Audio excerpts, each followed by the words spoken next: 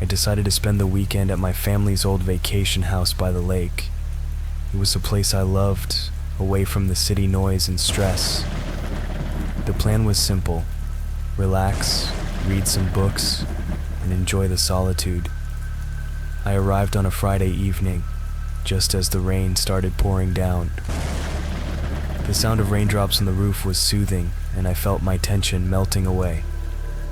As night fell, I settled into my favorite armchair with a book. The fireplace crackled, casting flickering shadows around the room. It was peaceful, just what I needed. But as the hours passed, I began to feel a slight unease. It started with small things: a creaking floorboard, a distant howl of wind.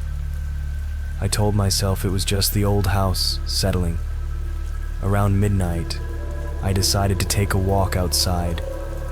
The rain had slowed to a gentle patter, and the darkness felt almost comforting. As I walked around the house, I noticed something odd: a piece of paper stuck under the front door. I pulled it out, and it was a simple note. "I know you're here." No signature, no explanation. At first, I thought it might be a prank from some kids in the neighborhood. But as I looked around, I realized I was truly alone. The nearest house was miles away, and the rain had washed away any footprints. I went back inside, feeling a chill run down my spine. I tried to shake it off, telling myself it was just my imagination. But as I sat back down, I heard a faint scratching sound coming from upstairs. It was light, almost imperceptible, but it sent a shiver through me. I decided to investigate.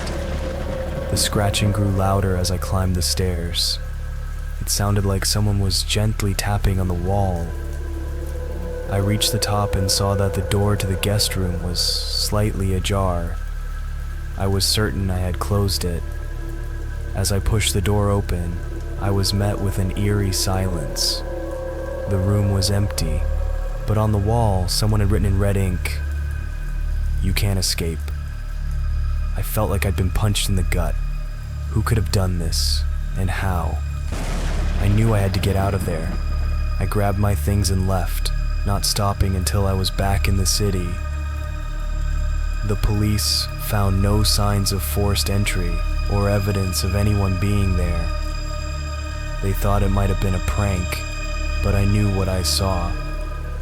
That weekend left me with psychological scars. I couldn't shake the feeling that someone had been watching me, waiting for me to let my guard down. I never went back to that house again. Sometimes, I still wonder if I really was alone that night.